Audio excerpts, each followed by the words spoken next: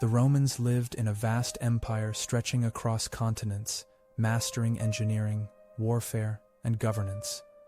But imagine daily life without one thing almost no modern kitchen can function without: a refrigerator. In the blazing heat of a Mediterranean summer, how did Romans preserve fish, meat, dairy, and fruit without ice boxes or electricity? Did they rely on forgotten machines, trade routes that carried blocks of ice across deserts, or knowledge now lost to history? And what hidden practices of food storage point to the empire's ingenuity, or perhaps its limitations? To understand how Romans managed their food supplies, it helps to consider the setting of their lives. At its peak, the Roman Empire encompassed over 50 million people, stretching from Britain to North Africa, from Spain to the Middle East. Diet varied widely depending on location and social class, but even the wealthiest households faced the same basic challenge: food spoiled quickly in a warm climate. Most people lived without access to constant supplies of fresh ingredients, so methods of preservation and storage were essential. Evidence tells us much about how the Romans designed systems around this problem, using the resources available to them. One of the most significant methods of keeping food edible in Rome was the extensive use of salt. By drying meats and fish with copious amounts of salt, Romans could inhibit bacteria and extend the shelf life of their provisions. This technique was not only used domestically, but also supplied the legions spread across distant provinces. Large Roman fish processing centers, particularly along the coasts of Spain and North Africa, reveal the scale at which salting was practiced. Archaeologists have uncovered enormous vats where fish were salted and fermented, producing both preserved fish and a favorite Roman condiment known as garum, a fermented fish sauce traded throughout the empire. Another innovation Romans relied upon was the use of liquids like vinegar or wine as preservatives. Pickling allowed vegetables and fruits to last far longer than they would in their natural state. Vinegar's acidity slowed microbial growth, while wine, particularly when spiced or boiled down, served in a similar capacity. Evidence from Roman cookbooks, such as the recipes attributed to Apicius, reference instructions for steeping foods in vinegar to ensure longevity. This meant perishable goods such as cucumbers or roots could be stored over winter months and enjoyed long after harvest. While salt was widespread, smoking and drying also played a critical role in preservation. Drying food in the sun was effective in regions with hot, arid climates, and fish or meat sliced thin could last for long periods when kept dry and away from pests. Smoking provided another layer of protection, both adding flavor and preventing spoilage. Archaeological evidence from rural estates suggests that smokehouses, simple but effective structures, allowed wealthier farmsteads to preserve larger quantities of animal products. This practice was especially important since Romans often slaughtered livestock seasonally, meaning preservation determined whether supplies lasted until the next butchering. Although mechanical refrigeration did not exist, the Romans did understand the value of cooler environments. Wealthy households sometimes possessed underground storage rooms or cellars where temperature fluctuations were reduced, keeping dairy, wine, and fruits longer. In some regions, such as northern Italy and the mountainous provinces of the empire, snow and ice were collected and stored in insulated pits or stone ice houses.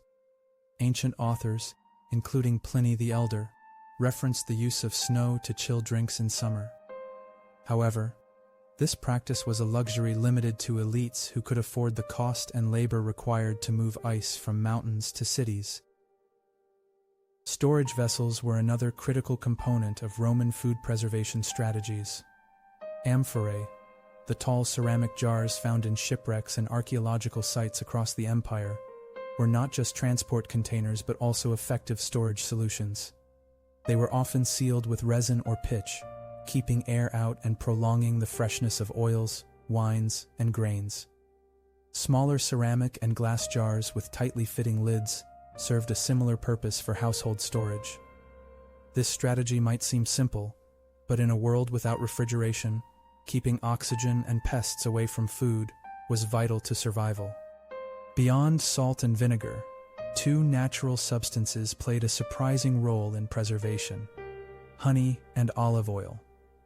Honey, with its natural antibacterial properties, could preserve fruits or even cooked meat when food was submerged in it. Olive oil, likewise, provided an oxygen-sealed environment for vegetables or cheese. Evidence suggests that Romans often stored cheese submerged in olive oil, both to flavor it and to extend its usability.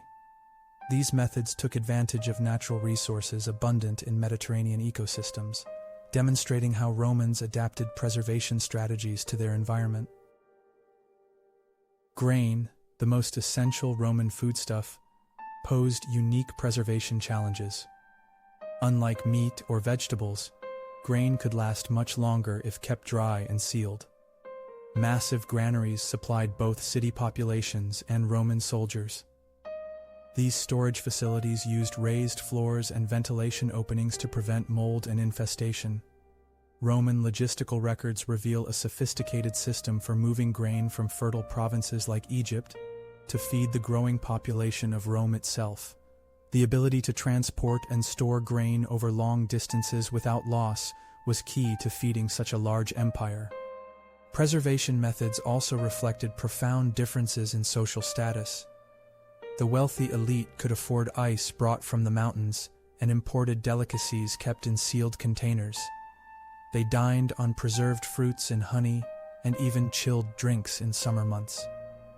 In contrast, the average Roman, particularly in rural areas, relied more on simple preservation methods like drying or salting. This divide not only shaped the diets of different social classes, but also carried symbolic weight, as food preservation methods became markers of wealth and privilege.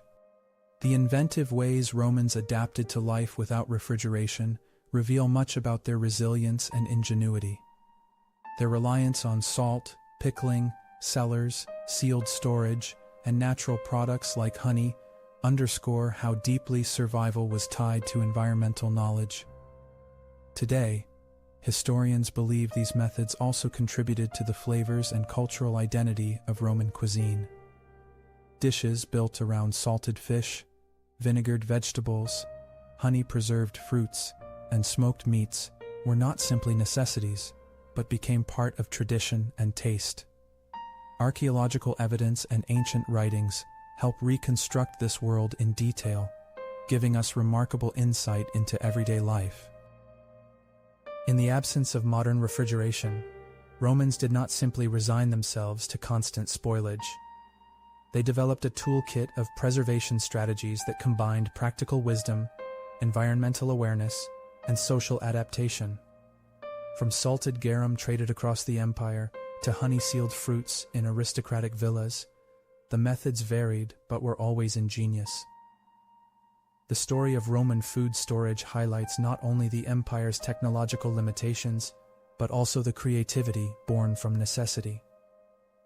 Even today, these ancient techniques remind us that innovation often begins with the simplest of human needs, the desire to keep food fresh a little longer.